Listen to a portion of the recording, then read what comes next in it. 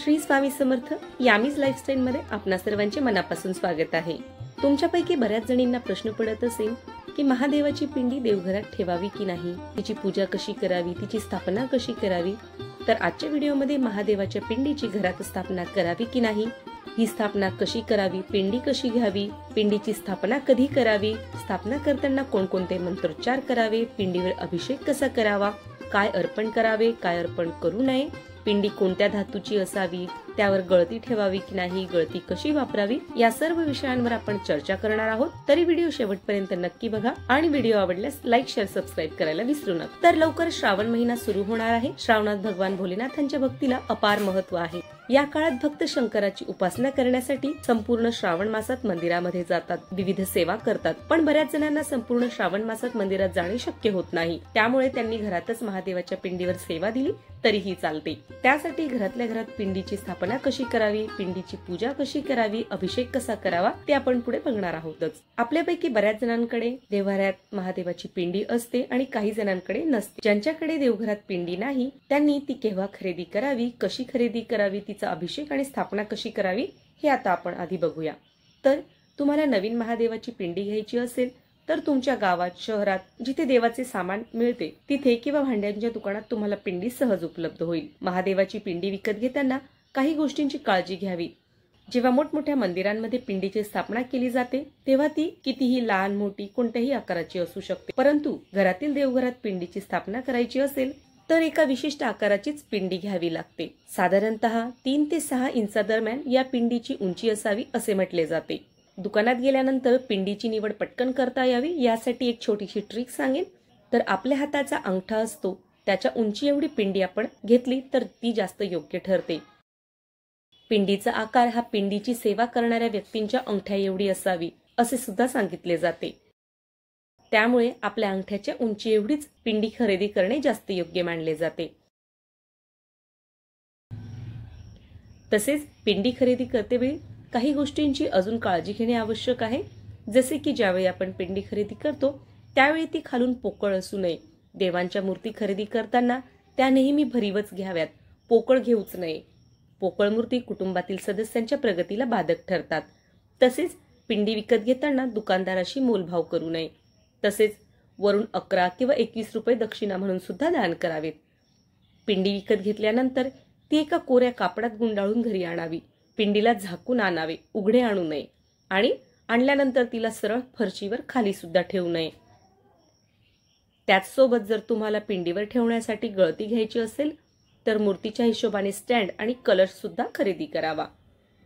त्यासोबतच खाली ठेवण्यासाठी ताम्हण सुद्धा घ्यावे।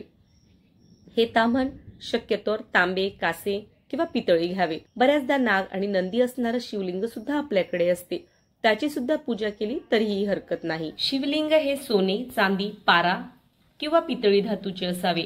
यांपैकी तुम्हाला जे परवडेल ते शिवलिंग तुम्ही घेऊ शकता। तसेच नर्मदेश्वर, जनेऊधारी आणि स्वयंभू शिवलिंग हे देखील शिवलिंगाचे काही प्रकार आहेत। तर यांपैकी स्वयंभू म्हणजे स्वतः जमिनीतून प्रकट झालेल्या शिवलिंगाचे पूजन सर्वाधिक फलदायी मानले जाते। तर अशा प्रकारे तुम्हाला जे शिवलिंग घेणे शक्य असेल, जे तुम्हाला परवडत असेल ते तुम्ही विकत घेऊ शकता। शिवलिंग घरी आणल्यानंतर त्याचा अभिषेक झाल्यानंतरच त्याची देवघरात स्थापना करावी। तसेच ही स्थापना शुभ काळात करणे जास्त योग्य असते। त्यामुळे पिंडीची स्थापना देवघरात कधी करावी या प्रश्नाचं उत्तर आहे श्रावण महिना। तर श्रावण महिना हा शिवलिंग स्थापनेसाठी सर्वात शुभ महिना आहे। त्यामुळे तुम्ही श्रावणातल्या पहिल्या सोमवारी पिंडीचा अभिषेक करून त्याची स्थापना करणे सर्वाधिक योग्य ठरते। तर आता आपण बघूया या शिवलिंगाची स्थापना करण्यापूर्वी अभिषेक कसा करावा। तर त्यासाठी तुम्ही एक छोटा चौरंग किंवा पाट घेऊन त्यावर कापड अंथरून घ्यावा। सोबतच एक दिवा प्रज्वलित करून घ्यावा। देवाची कुठलीही सेवा करण्यापूर्वी दिवा जरूर लावून घ्यावा। त्याला हळदी, कुंकू, अक्षता, फूल वाहून घ्यावे। एक ताम्हण घेऊन त्यात पिंडी ठेवून घ्यावी। मूर्ती आधी गंगाजलाने स्वच्छ करून घ्यावी।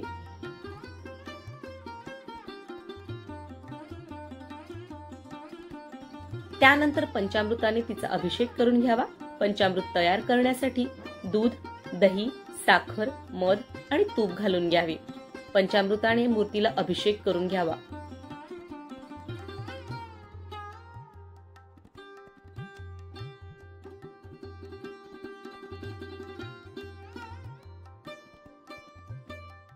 मूर्ती चांगली स्वच्छ करून घ्यावी. त्यानंतर स्वच्छ पाणी घेऊन पुन्हा तिचा पाण्याने अभिषेक करावा.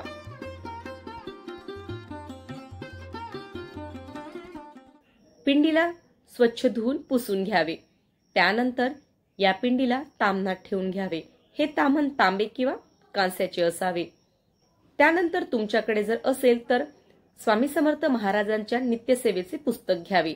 महाराजांच्या नित्यसेवेच्या पुस्तकात संपूर्ण स्तोत्र मंत्र दिलेले असतात.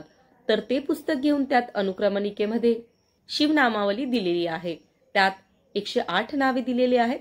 तर पिंडीचा अभिषेक करताना या 108 नावांचे पठण करायचे आहे. अभिषेक करण्यासाठी शुद्ध जल घ्यावे.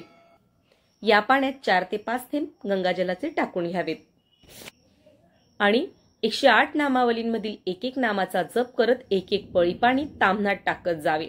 अशा प्रकारे 108 नावांचा अभिषेक पूर्ण होतो. अभिषेक पूर्ण झाल्यानंतर पाणी तीर्थ म्हणून प्राशन करावे. तसेच घरातील सर्वांना सुद्धा द्यावे. उरलेले पाणी घरात शिंपडावे आणि अजूनही पाणी उरले तर ते कुंडीला किंवा झाडाला घालावे. पण इतरत्र फेकून देऊ नये आणि तुळशीला सुद्धा घालू नये. त्यानंतर पाटावर एक लाल वस्त्र ठेवून घ्यावे. त्यावर थोड्या अक्षता टाकाव्यात. वरून पिंडी ठेवून घ्यावी. तिला चंदन भस्म लावून घ्यावे आणि पिंडीला बेलपत्र चढवावेत. त्यासाठी तुम्ही 108 बेलपत्र घ्यावेत. अभिषेकासाठी बेलपत्राची पाने काळजीपूर्वक निवडावीत. तुटलेली, केवळ 2 किंवा 1च पान असणारी, भग्न झालेली अशी पाने घेऊ नये. तर अशा पद्धतीचे 3 पानं असलेले ताजे टवटवीत पान घ्यावे. 108 बेलपत्रे जर तुम्हाला मिळणे शक्य नसेल तर तुम्ही 11-21 तरी बेलपत्र जरूर चढवावीत. किंवा एकच बेलपत्र असलं तरी त्या बेलपत्राच्या साहाय्याने 108 वेळा शिवलिंगावर पाणी शिंपडावे आणि ओम नमः शिवाय असा नामजप करत जावा. अशा पद्धतीने अभिषेक केल्यावर सुद्धा तुम्हाला 108 बेलपत्र चढवल्याचे आणि नामजप केल्याचे पुण्य मिळते.